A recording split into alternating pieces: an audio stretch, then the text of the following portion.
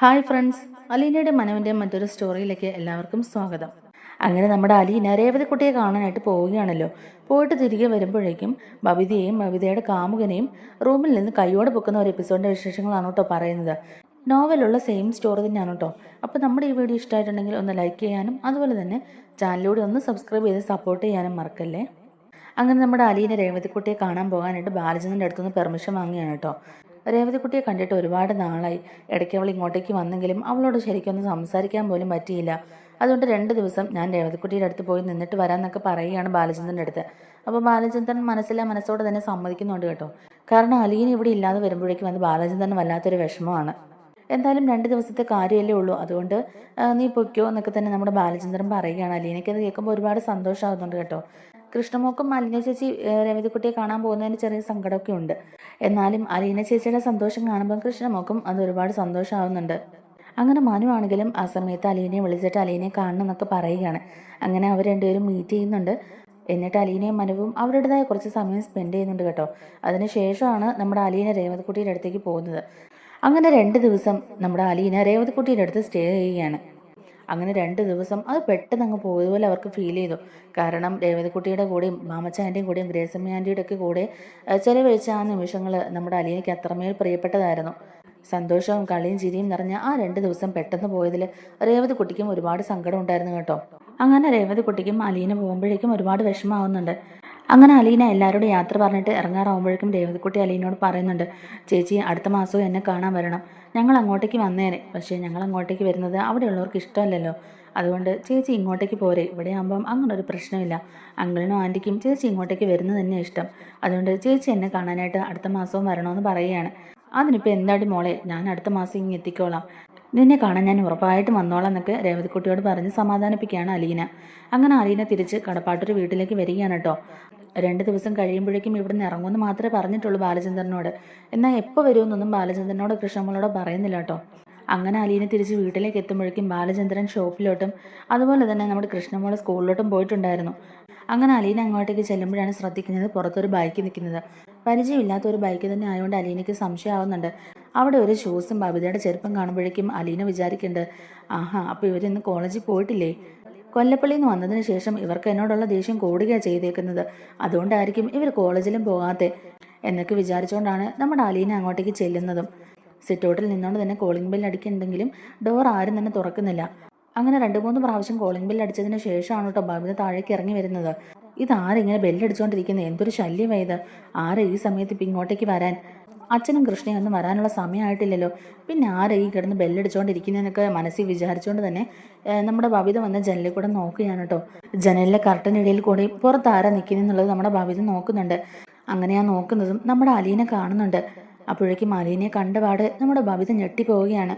ബബിത മനസ്സിൽ വിചാരിക്കുന്നുണ്ട്, ദൈവമേ ഇവളെന്താ ഇപ്പം ഇങ്ങോട്ടേക്ക് വന്നത്? ആകെ പ്രശ്നമായല്ലോ, ഇനിയിപ്പോൾ എന്ത് ചെയ്യും? അമൽ ഇവിടെ ഉള്ളത് ഇവളെങ്ങാനും കണ്ടിട്ടുണ്ടെങ്കിൽ അച്ഛനോട് ഉറപ്പായിട്ട് ഇവൾ പറഞ്ഞു കൊടുക്കും. എൻ്റെ കാര്യത്തിൽ ഇന്നൊരു തീരുമാനമാകും എന്നൊക്കെ ഇങ്ങനെ ഓർത്ത് ടെൻഷൻ അടിച്ച് നിൽക്കുകയാണ്. ബബിത കട്ട മാറ്റി നോക്കുന്ന സമയത്ത് അലീന അത് കണ്ടായിരുന്നല്ലോ. തന്നെ കണ്ടിട്ടും ഇവളെന്താ ഡോറ് തുറക്കാതിരിക്കുന്നതെന്നൊക്കെ നമ്മുടെ അലീന ഇങ്ങനെ ആലോചിച്ചുകൊണ്ട് നിൽക്കുകയാണ്.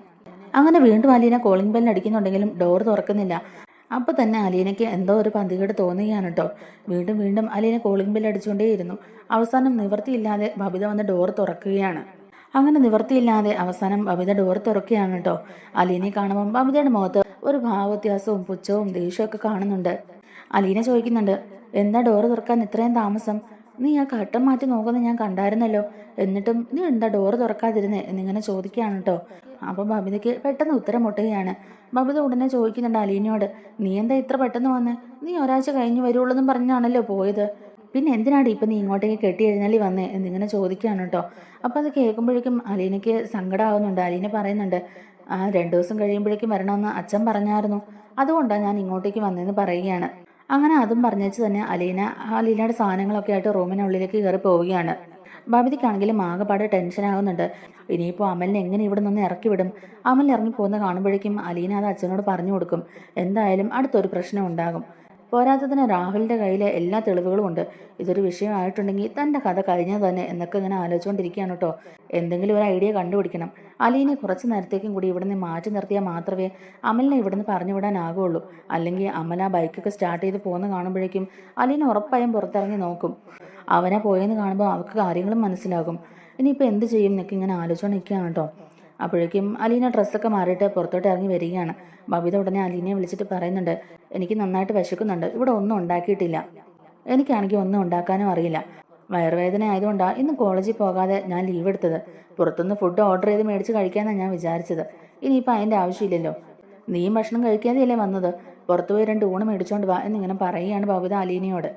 എന്നിട്ട് അലീനയുടെ കയ്യിലോട്ട് ഊണ് മേടിക്കാനുള്ള പൈസയും കൂടെ കൊടുക്കുകയാണ് കേട്ടോ. ബബിത ഇങ്ങനെയൊക്കെ പറയുന്നത് കേൾക്കുമ്പോഴേക്കും തന്നെ അലീനയ്ക്ക് എന്തൊക്കെയോ സംശയങ്ങളാവുന്നുണ്ട്.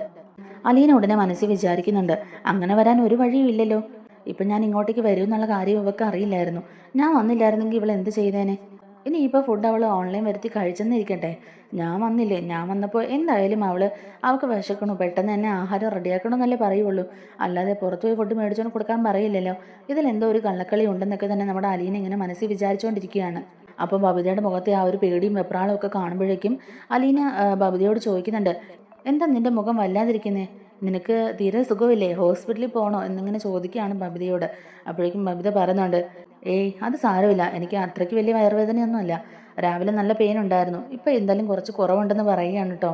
അപ്പോഴേക്കും അലീന ചോദിക്കുന്നുണ്ട്, അല്ല രോഹിത് ഇവിടെ ഇല്ലേ, പുറത്തൊരു ബൈക്ക് നിർത്തിയിട്ടിരിക്കുന്നത് കണ്ടു, പിന്നെ ഒരു ഷൂസും കണ്ടായിരുന്നല്ലോ, ഞാൻ വിചാരിച്ചു രോഹിത്തും ഇവിടെ കാണുമെന്ന്. ആ ബൈക്കാണെങ്കിൽ അത് രോഹിത്തിന്റെ ബൈക്കും അല്ലല്ലോ, പിന്നെ അത് ആരുടെ ബൈക്കാണ് എന്നിങ്ങനെ ചോദിക്കുമ്പോഴേക്കും ബബിത ആകെ ഞെട്ടിപ്പോയി നിൽക്കുകയാണ്.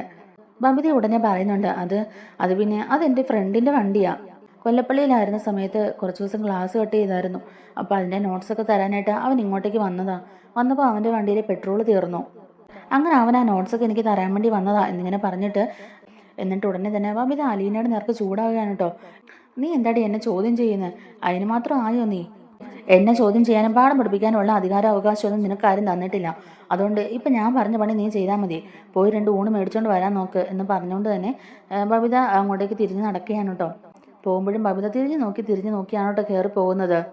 അലീന ഉടനെ മനസ്സിൽ വിചാരിക്കുന്നുണ്ട്, ഇതിലെന്തോ ഒരു കള്ളക്കളിയുണ്ട്, അല്ലെങ്കിൽ ഇവളിങ്ങനെ പേടിക്കേണ്ട ആവശ്യമില്ലല്ലോ, ഇവളുടെ മുഖത്തെ ആ ഒരു വെപ്രാളവും ആ ഒരു പേടിയൊക്കെ കാണുമ്പോൾ തന്നെ അറിയാം എന്തോ ഒരു കള്ളക്കളി മണക്കുന്നുണ്ട്. മോളിൽ ആരോ ഉണ്ടെന്നുള്ള കാര്യം ഉറപ്പാ, ബൈക്കും ഷൂസും അതൊന്നും രോഹിത്തിൻ്റെ അല്ല, അതെനിക്കറിയാം, എന്തോ ഒരു കള്ളക്കളിയുണ്ട്, ഇത് കൈയോട് പിടികൂടണം എന്നൊക്കെ തന്നെ നമ്മുടെ അലീന മനസ്സിൽ വിചാരിക്കുകയാണ്. എന്നിട്ട് എന്തായാലും അവൾ പറഞ്ഞല്ലേ, പോയി 2 ഊണ് മേടിച്ചോണ്ട് വരാം എന്നും പറഞ്ഞുകൊണ്ട് തന്നെ അലീന പുറത്തോട്ട് ഇറങ്ങി പോവുകയാണ് കേട്ടോ. അലീന പോകുന്നത് നോക്കി നിൽക്കുകയായിരുന്നു നമ്മുടെ ബബിത. അലീന ഗേറ്റ് കടന്ന് അങ്ങോട്ടേക്ക് പോകുന്ന കാണുമ്പോഴേക്കും തന്നെ ബബിത പെട്ടെന്ന് റൂമിലോട്ട് ചെല്ലുകയാണ്.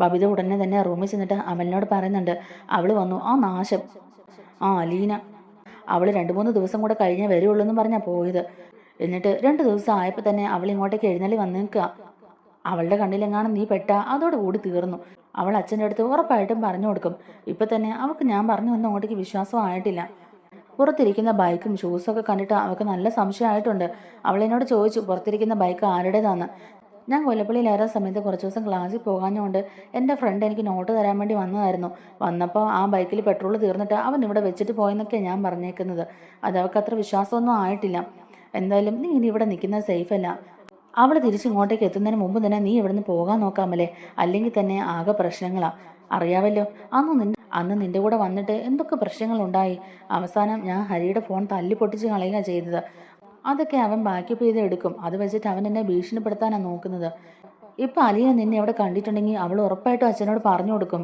പിന്നെ അച്ഛൻ എന്നെ ഇവിടെ വെച്ചേക്കത്തില്ല, അതുകൊണ്ട് നീ എത്രയും പെട്ടെന്ന് ഇവിടുന്ന് പോകാൻ നോക്കുന്നൊക്കെ അമലിനോട് പറയുകയാണ്. അലീന ഊണ് മേടിക്കാൻ പോകുന്നുണ്ടെങ്കിലും അലീനയുടെ മനസ്സിൽ മുഴുവൻ ഈ കാര്യങ്ങൾ തന്നെയാണ് കേട്ടോ.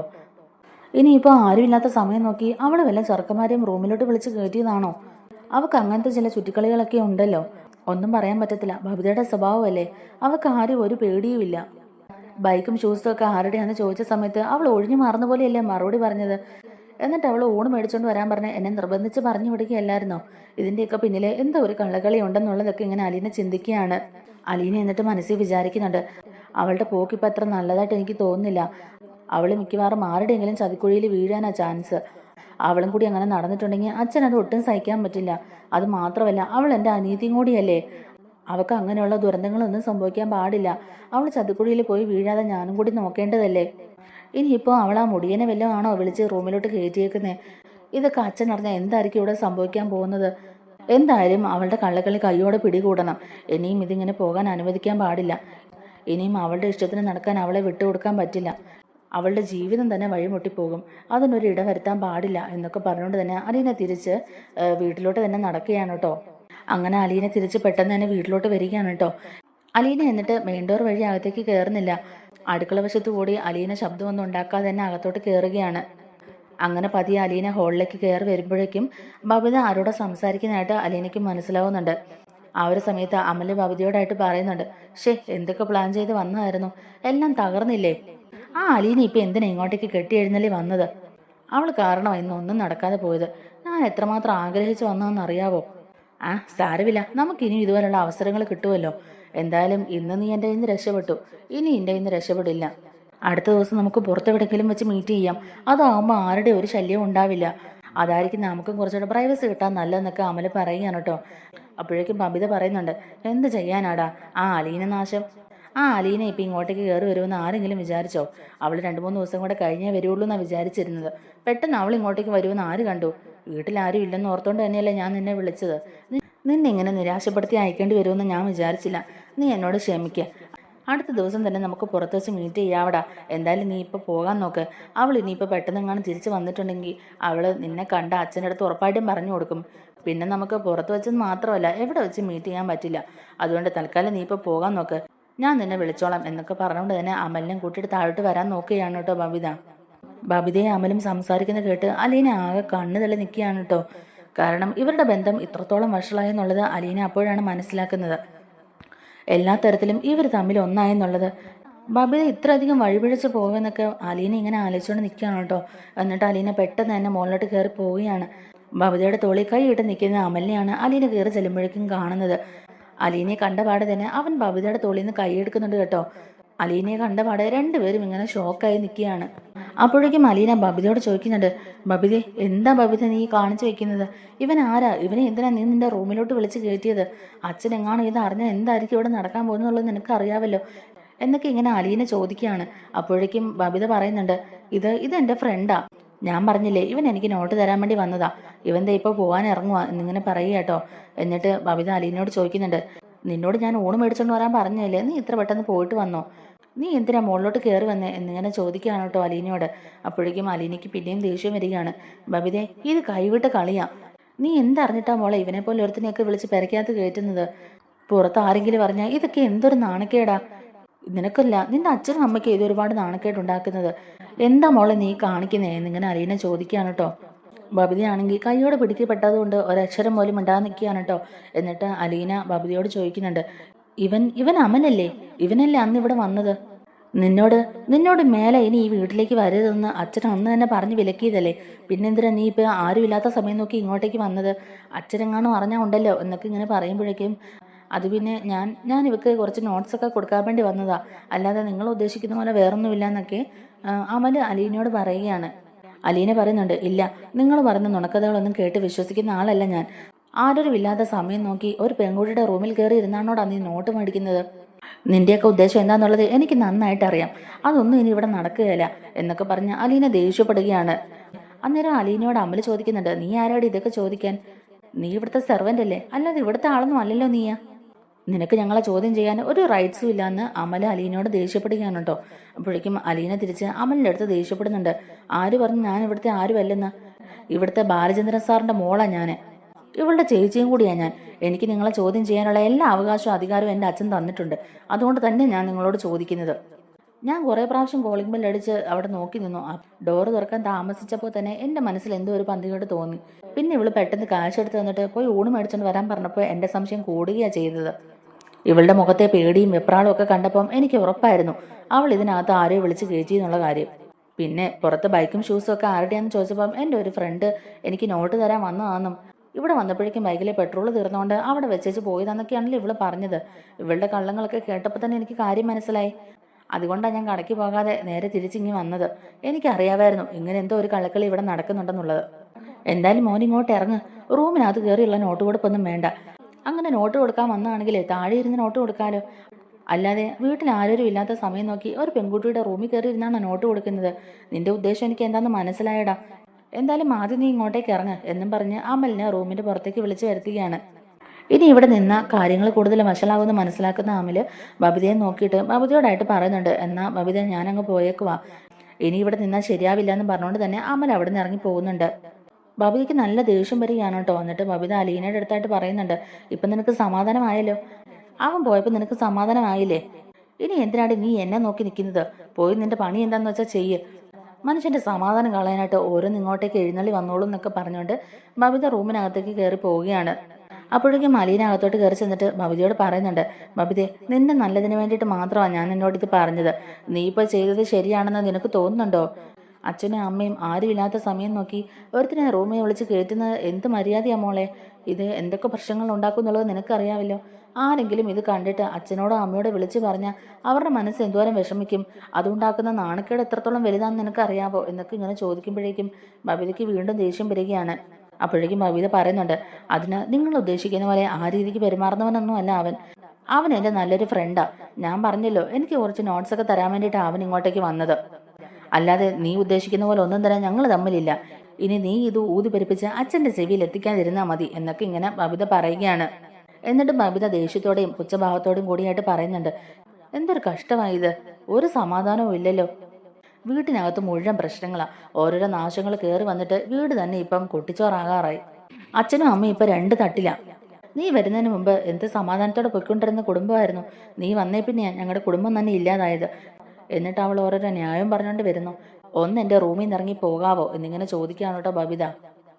അപ്പോൾ അലീന പറയുന്നുണ്ട്, അപ്പോൾ ഞാൻ വന്നുകൊണ്ടാണോ മോളെ ഈ വീട്ടിൽ ഇത്ര അധികം പ്രശ്നങ്ങൾ ഉണ്ടായത്, സാറും മേഡവും തമ്മിൽ നേരത്തെ മുതൽ പ്രശ്നങ്ങൾ ഉണ്ടായിരുന്നു, അല്ലാതെ ഞാൻ വന്നുകൊണ്ട് മാത്രമല്ല അവർ തമ്മിലുള്ള പ്രശ്നങ്ങൾ കൂടിയത്, അതാദ്യം നിങ്ങളൊക്കെ ഒന്ന് മനസ്സിലാക്കുന്നത് നല്ലതാ, പിന്നെ ഞാൻ ഇങ്ങോട്ടേക്ക് വന്നിട്ടുണ്ടെങ്കിൽ അതിന് തക്കതായ ഒരു കാരണവുമുണ്ട്, അത് സാറിനും മനുവേട്ടനും പിന്നെ മേഡത്തിൻ്റെ ആങ്ങളമാർക്കും മനസ്സിലായി, അതുകൊണ്ടാണല്ലോ അവരെന്നെ ഇവിടെ പിടിച്ചിർത്താൻ ഇപ്പം നോക്കുന്നത്, നിങ്ങളും വഴിവീഴ്ച പോകുന്നത് കാണാൻ എനിക്ക് ഒട്ടും ആഗ്രഹമില്ല, നിങ്ങളും എനിക്ക് വേണ്ടപ്പെട്ടവർ തന്നെയാണ്, പിന്നെ അരുതാത്തത് എന്തെങ്കിലും സംഭവിച്ചു പോയാലുള്ള അവസ്ഥ എന്താ, പിന്നെ ഇരുന്ന് കരഞ്ഞിട്ട് വല്ല കാര്യമുണ്ടോ, അതുകൊണ്ട് പറഞ്ഞതാ, ഇതിപ്പോൾ അച്ഛനെ അറിയിക്കാതിരിക്കുന്നത് എങ്ങനെയാ, അച്ഛനെ എന്തായാലും ഈ കാര്യങ്ങളൊക്കെ അറിയിക്കണം, ഇവിടെ ആരൊക്കെ വരുന്നുണ്ട് പോകുന്നുണ്ട് എന്നുള്ള കാര്യങ്ങളൊക്കെ അച്ഛനും കൂടെ അറിയണ്ടേ, ഇല്ലെങ്കിൽ നാളെ അച്ഛൻ എന്നോട് ചോദിക്കും, അലീന നീ എന്നിട്ട് എന്താ എന്നോട് പറയാതിരുന്നേന്ന്, ഇവിടെ ഇങ്ങനെയുള്ള സംഭവങ്ങളൊക്കെ നടന്നിട്ട് എന്തുകൊണ്ടാണ് നീ എന്നോട് പറയാതിരുന്നെന്ന് എന്നോട് ചോദിക്കും, അന്നേരം എനിക്ക് ഉത്തരവില്ലാതെ പോകും, അതുകൊണ്ട് ഈ കാര്യങ്ങൾ ഞാൻ അച്ഛനെ അറിയിക്കുന്നൊക്കെ നമ്മുടെ അലീന ഇങ്ങനെ ബബിതയോട് പറയുകയാണ്.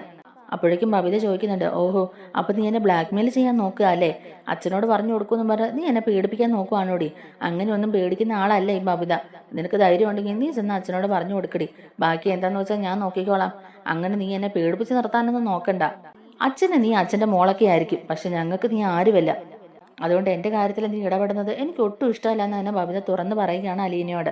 അപ്പോഴേക്കും അലീന പറയുന്നുണ്ട്, അയ്യോ നിന്നെ ഞാൻ എന്തിനാ മോളെ ബ്ലാക്ക്മെയിൽ ചെയ്യുന്നത്, എനിക്ക് അതിൻ്റെ ഒരാവശ്യവും ഇല്ല, ഞാൻ നിന്നെ കാണുന്നത് എൻ്റെ അനിയത്തിയുടെ സ്ഥാനത്താ, എൻ്റെ അനിയത്തി ഇതുപോലെ വഴിപിഴച്ച് പോകുന്ന കണ്ടോണ്ട് എനിക്ക് നോക്കിയിരിക്കാൻ പറ്റുമോ, അതുകൊണ്ട് ഞാൻ പറഞ്ഞതേ ഉള്ളൂ, നിന്റെ നന്മയെ കരുതിയാ ഞാനങ്ങനെ പറഞ്ഞത്, നീ വല്ല ചതിക്കുഴിയിലും പോയി പെടണ്ടെന്ന് ഓർത്തിട്ട് മാത്രം, നീ ഇനി അവനെ കാണുകയോ ഫോൺ വിളിക്കുകയോ ഒന്നും ചെയ്യരുത്, അവനുമായിട്ടുള്ള എല്ലാ ബന്ധവും അവസാനിപ്പിക്കണം, അങ്ങനെയാണെങ്കിൽ ഞാൻ അച്ഛനോട് ഈ കാര്യങ്ങളൊന്നും പറയില്ല, അച്ഛൻ ഈ കാര്യങ്ങളൊക്കെ അറിഞ്ഞാൽ എന്താ സംഭവിക്കുന്നുള്ളത് നിനക്കറിയാമല്ലോ, അതുകൊണ്ടാണ് ഞാൻ പറഞ്ഞത്, ഈ ഒരു പ്രാവശ്യം കൂടി ഞാൻ അച്ഛനെ ഇതൊന്നും അറിയിക്കുന്നില്ല, പക്ഷേ നീ എനിക്ക് ഉറപ്പ് തരണം, ഇനി നീ അവനെ കാണില്ല, അവനോട് മിണ്ടില്ല, അവനുമായിട്ട് യാതൊരു ബന്ധവും നിനക്ക് ഉണ്ടാവില്ല എന്നൊക്കെ എന്നിങ്ങനെ പറയുമ്പോഴേക്കും ഒരു പുച്ഛഭാവത്തോടെ തന്നെ ബബിത പറയുന്നുണ്ട്, നീ പറയുന്നൊന്നും കേൾക്കേണ്ട ആവശ്യം എനിക്കില്ല, അവൻ എൻ്റെ കാമുകന, അവനെ ഞാൻ ഫോൺ വിളിക്കുകയും ചെയ്യും, അവൻ്റെ കൂടെ പോവുകയും ചെയ്യും, നീ പോയി അച്ഛനോട് പറഞ്ഞു കൊടുക്ക്, എനിക്ക് അതിലൊരു പേടിയുമില്ല, നീ പോയി പറഞ്ഞു കൊടുത്താലും എനിക്കൊരു ചുക്കുമില്ല എന്നൊക്കെ തന്നെ ബബിത അലീനയോട് പറയുകയാണ് കേട്ടോ.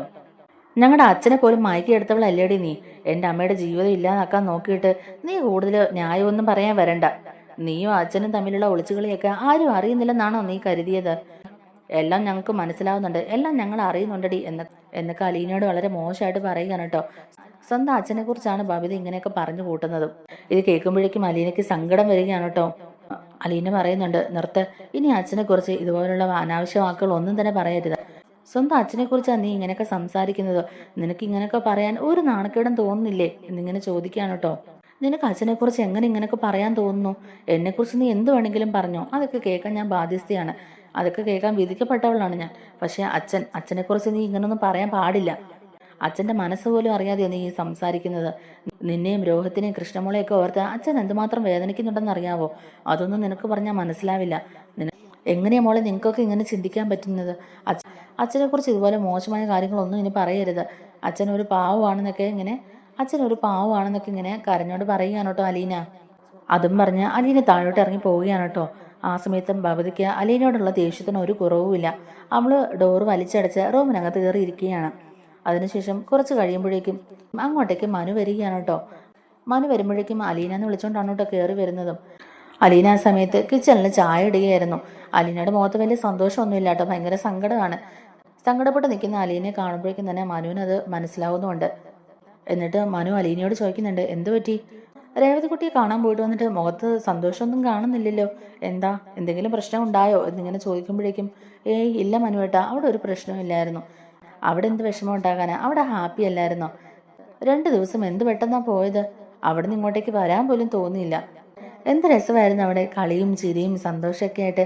ആ ഗ്രേസിമാൻ്റെയും മാമച്ചാനും ഒക്കെ സ്വന്തം മോളെ പോലെയാണ് നമ്മുടെ രേവതിക്കുട്ടിയെ കാണുന്നത് തന്നെ. അത് കാണുമ്പോൾ തന്നെ മനസ്സ് നിറയും എന്നൊക്കെ ഇങ്ങനെ അലീന പറയുകയാണ് കേട്ടോ. അത് കഴിയുമ്പോഴേക്കും ഇവിടെ അങ്കിളും രോഹിത്തും കൃഷ്ണമോളും ഒന്നും ഇല്ലേ, അലീന തനിച്ചാണോ എന്നിങ്ങനെ ചോദിക്കുകയാണ് കേട്ടോ മനു. അപ്പോഴേക്കും അലീന പറയുന്നുണ്ട്, ആ അച്ഛൻ ഷോപ്പിൽ പോയി, കൃഷ്ണമോള് സ്കൂളിലോട്ടും പോയി, രോഹിത്ത് കോളേജിലേക്കാണെന്നും പറഞ്ഞ് പോയിട്ടുമുണ്ട്. രോഹിത്ത് കോളേജിലേക്കായിരിക്കും പോയിട്ടുണ്ടാവുക, ബബിത ഇവിടെ ഉണ്ട് എന്നിങ്ങനെ പറയുകയാണ്. അപ്പോഴേക്കും അലീനയോട് മനു ചോദിക്കുന്നുണ്ട്, അതെന്താ ബബിതയ്ക്ക് ഇന്ന് കോളേജിലൊന്നും പോകണ്ടായിരുന്നോ, ബബിത ഇന്ന് പോയില്ലേ എന്നിങ്ങനെ ചോദിക്കുമ്പോഴേക്കും അലീന പറയുന്നുണ്ട്, അവൾക്ക് സുഖമില്ലെന്നും പറഞ്ഞ് അവൾ ഇന്ന് കോളേജിൽ പോയിട്ടില്ലായിരുന്നു. ഞാൻ വന്നപ്പോൾ അവൾ ഇവിടെ ഉണ്ടായിരുന്നു. ഞാൻ ചോദിച്ചപ്പോൾ അങ്ങനെയാ പറഞ്ഞത്, വേറൊന്നും എന്നോട് പറഞ്ഞില്ല മനുവേട്ടാന്നും പറയുകയാണ്. എന്നിട്ട് അവൾ എന്തി എന്നൊക്കെ ചോദിക്കുമ്പോഴേക്കും അവള് മോളി റൂമിലുണ്ട്, ഇങ്ങോട്ടേക്ക് ഇറങ്ങി വന്നില്ല, ഇനിയിപ്പോൾ ചായ ഇട്ടിട്ട് വിളിക്കണം എന്നിങ്ങനെ അലീന പറയുകയാണ്. അപ്പോഴേക്കും തന്നെ ചായ കപ്പിൽ ഒഴിച്ച് മനുവിന് കൊടുക്കുകയാണ്. എന്നിട്ട് ചായ ടേബിളിൽ കൊണ്ട് വെച്ചതിന് ശേഷം ബബിതയെ വിളിക്കുന്നുണ്ട് കേട്ടോ.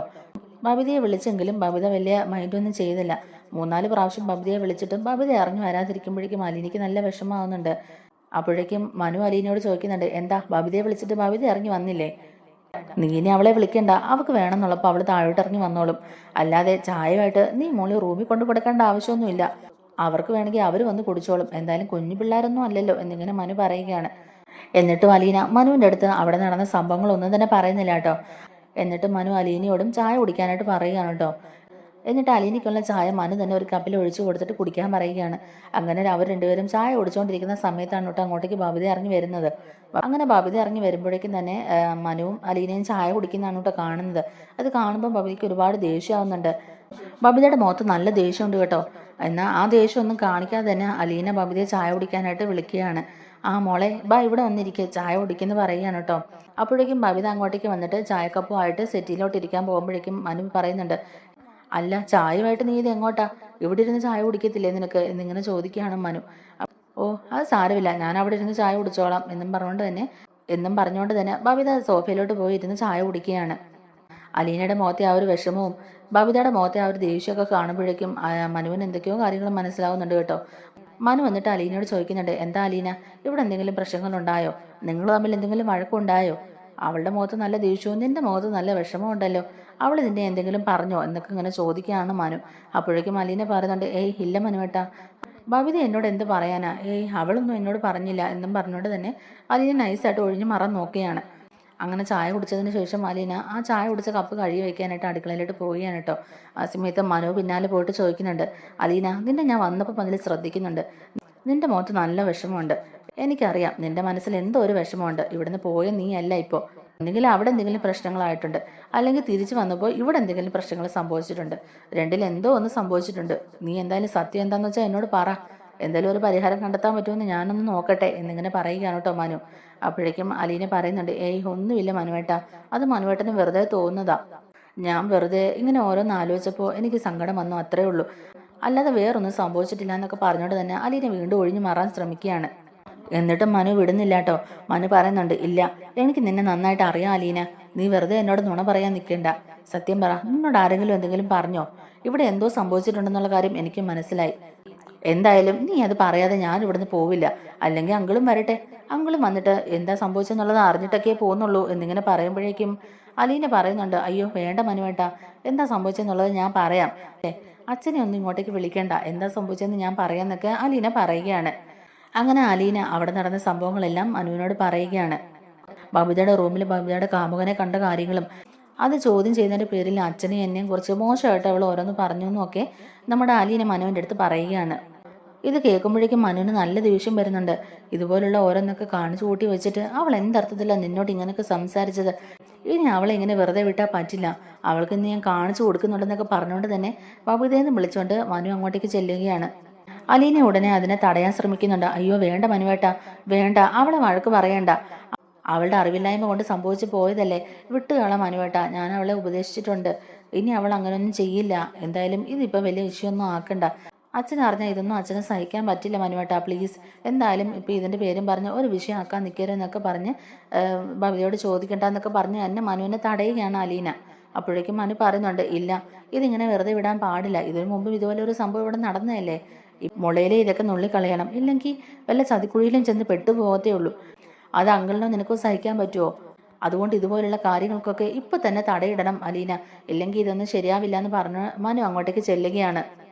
അവളെ ഇനിയും വഴക്ക് പറഞ്ഞില്ലെങ്കിൽ അവൾ ഇനി തെറ്റായ വഴിയിലോട്ട് പോകാനുള്ള ചാൻസ് ഉണ്ട്. എത്ര ധൈര്യം ഉണ്ടായിട്ടായിരിക്കും അവനെ അവൾ റൂമിൽ വിളിച്ച് കയറ്റിയത്? ഇതൊക്കെ നീ വെറുതെ വിടണമെന്നാണോ പറയുന്നത് അലീന? അരുതാത്ത എന്തെങ്കിലും സംഭവിച്ചു പോയിട്ടുണ്ടെങ്കിൽ പിന്നെ ഇതൊക്കെ എങ്ങനെ സോൾവ് ചെയ്യും? അതുകൊണ്ട് ഇത് ഇപ്പം തന്നെ ചോദ്യം ചെയ്തേ പറ്റുള്ളൂ. അതൊക്കെ ചോദ്യം ചെയ്തതിൻ്റെ പേരല്ലേ നിന്നെയും അങ്കിളിനെയും വെച്ച് മോശമായിട്ടുള്ള സംസാരിച്ചത്.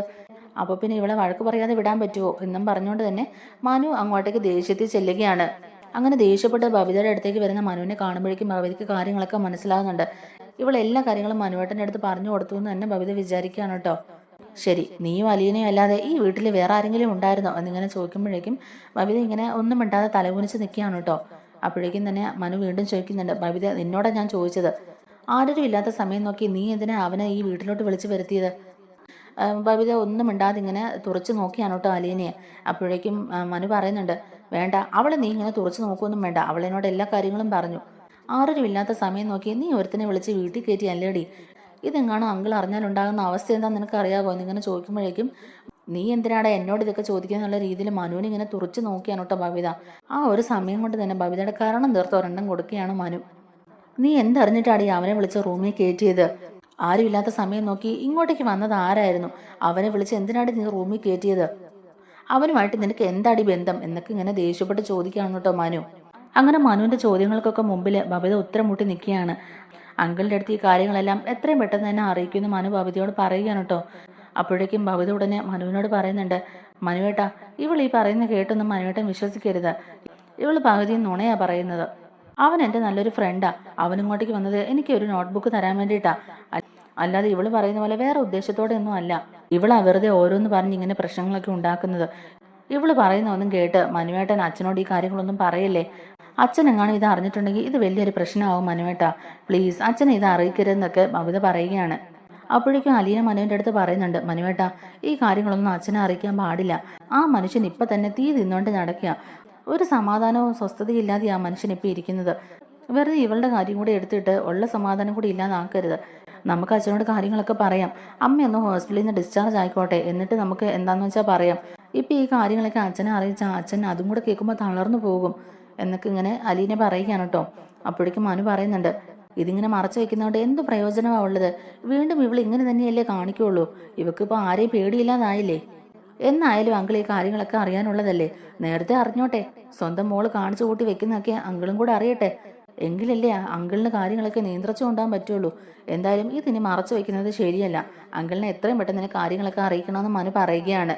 അപ്പോഴേക്കും ബബിത പറയുന്നുണ്ട്, പ്ലീസ് മനുവേട്ടാ, ഞാൻ പറഞ്ഞല്ലോ, എനിക്കൊരു തെറ്റ് പറ്റി പോയതാ, സമ്മതിച്ചു. ഇനി ഞാൻ അവനെ കാണുന്നുമില്ല, അവനോട് മിണ്ടുന്നുമില്ല, ഇനി അവനും ഞാനും തമ്മിൽ ഒരു ബന്ധവും ഉണ്ടാവില്ല. പ്ലീസ് ഈ ഒരു പ്രാവശ്യത്തേക്ക് കൂടി ക്ഷമിക്കുക, അച്ഛനോട് ഈ കാര്യങ്ങളൊന്നും പറയരുത്, ഇനി ഞാൻ ഇതുപോലുള്ള തെറ്റുകളൊന്നും കാണിക്കില്ല എന്നൊക്കെ ഇങ്ങനെ ബബിത പറയുകയാണ്. മനു എന്നിട്ട് പറയുന്നുണ്ട്, ഇത് നിനക്ക് ലാസ്റ്റ് വാണിങ്ങാ, ഇതുപോലെ എന്തെങ്കിലും ഇനി നീ കാണിച്ചിട്ടുണ്ടെങ്കിൽ അന്ന് നിന്നോട് സംസാരിക്കാനോ ചോദിക്കാനോ ഒന്നും ഞാൻ നിൽക്കില്ല.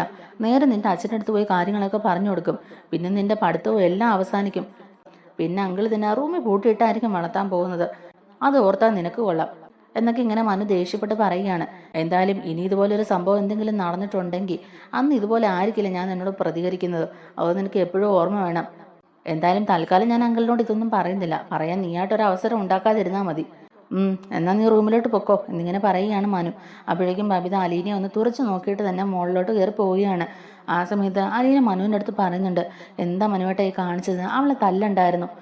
അവൾ ഇനി അതിൻ്റെ പേരിലും എന്നോടായിരിക്കും ദേഷ്യം കാണിക്കാൻ പോകുന്നത്. ഞാനാ മനുവേട്ടനോട് ഈ കാര്യങ്ങൾ പറഞ്ഞെന്നൊക്കെ ഉള്ളത് മനുവേട്ടൻ പറഞ്ഞല്ലോ. അല്ലെങ്കിൽ തന്നെ അവൾക്ക് എന്നെ കണ്ണെടുത്താൽ കണ്ടൂടാ. ഇനി അങ്ങോട്ടേക്കും അവൾ എന്നോടായിരിക്കും ഈ ദേഷ്യമൊക്കെ കാണിക്കാൻ പോകുന്നത്. എന്നാലും അവളുടെ കരണത്ത് തല്ലുണ്ടായിരുന്നു എന്നിങ്ങനെ പറയുമ്പോഴേക്കും മനു പറയുന്നുണ്ട്, ആ തല്ല് കിട്ടാത്തതിൻ്റെ കുറവുകൊണ്ടാണ് അവൾ ഇങ്ങനെ ഓരോന്ന് കാണിക്കുന്നത്. നാളെ എന്തെങ്കിലും സംഭവിച്ചു പോയിട്ടുണ്ടെങ്കിൽ അതിൻ്റെ പിന്നാലെ നടക്കാനാവുമോ നമുക്ക്? ഇപ്പോൾ തന്നെ ഈ വീട്ടിൽ ആവശ്യത്തിൽ കൂടുതൽ പ്രശ്നങ്ങളുണ്ട്. അതിൻ്റെ കൂടെ ഇനി ഇവരും കൂടെ ഓരോരോ പ്രശ്നങ്ങൾ ഉണ്ടാക്കി വെച്ചാൽ ഇതൊക്കെ എങ്ങനെ സോൾവ് ചെയ്യുമെന്ന് അലീന നീ പറയുന്നത്? എന്തായാലും അങ്കിളിനോട് ഇത് പറയേണ്ട കാര്യം തന്നെയായിരുന്നു. ഇതിങ്ങനെ വിട്ടുവെക്കുന്നത് തന്നെ ഒട്ടും ശരിയല്ല. എന്തായാലും അതൊന്നും ഓർത്ത് നീ ടെൻഷൻ അടിക്കാൻ നിൽക്കണ്ട. അവക്കിട്ടൊരെണ്ണം പൊട്ടിച്ചാലേ അവൾ അടങ്ങി നിൽക്കുകയുള്ളൂ. അവളുടെയൊക്കെ സ്വഭാവം അങ്ങനെയാ. നാളെ വല്ലവനും ഒരിക്കൽ ചതിക്കുഴിയിൽ പോയി വീഴാതിരിക്കാനേ ഇങ്ങനെയുള്ള പൊട്ടിയിലൊക്കെ കൊടുക്കുന്നത് നല്ലതാ എന്നൊക്കെ പറയുകയാണ് മനു. എന്തായാലും അലീന പറയുന്നുണ്ട്, സംഭവിക്കാനുള്ളതൊക്കെ സംഭവിച്ചു. എന്തായാലും അച്ഛൻ ഈ കാര്യങ്ങളൊന്നും അറിയരുത് മനുവേട്ട. ആ പാവത്തിന് ഇതും കൂടെ താങ്ങാനുള്ള ശക്തി ഉണ്ടാവില്ല. അല്ലെങ്കിൽ തന്നെ ഇപ്പോൾ തകർന്ന് നടക്കുക. എനിക്കറിയാം ആ മനസ്സിലെ വിഷമം എന്തോരം ഉണ്ടെന്നുള്ളത്. അങ്ങനെ അതും പറഞ്ഞ് മനു അവിടുന്ന് പോവുകയാണ് കേട്ടോ. ബബിത നേരെ കിച്ചണിലോട്ട് അതും പറഞ്ഞ് മനു അവിടുന്ന് പോകുന്നുണ്ട്. അലീന നേരെ കിച്ചണിലോട്ടും കയറുകയാണ്. എന്നാൽ റൂമിൽ ചെന്ന ബബിത ആകെ ദേഷ്യത്തിൽ തന്നെ ഇരിക്കുകയാണ് കേട്ടോ. അലീന കാരണമാണ് ഇതെല്ലാം സംഭവിച്ചത്. മനുവേട്ടൻ എൻ്റെ കരണത്ത് തല്ലിയതും അലീന കാരണമാണ്. ഇനിയിപ്പോൾ എന്ത് ചെയ്യും എന്നൊക്കെ ഇങ്ങനെ ആലോചിച്ച് വിഷമിച്ചിരിക്കുകയാണ് നമ്മുടെ ബബിത. എന്നിട്ട് അമലിനെ വിളിച്ചിട്ട് മനു തന്നെ തല്ലിയ കാര്യങ്ങളൊക്കെ കൂടിയിട്ട് അമലിനോട് പറയുകയാണ് കേട്ടോ.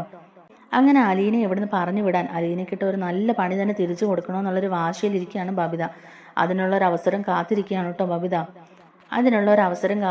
ബബിതയും രോഹിത്തും ഒക്കെ കൂടിയിട്ട്.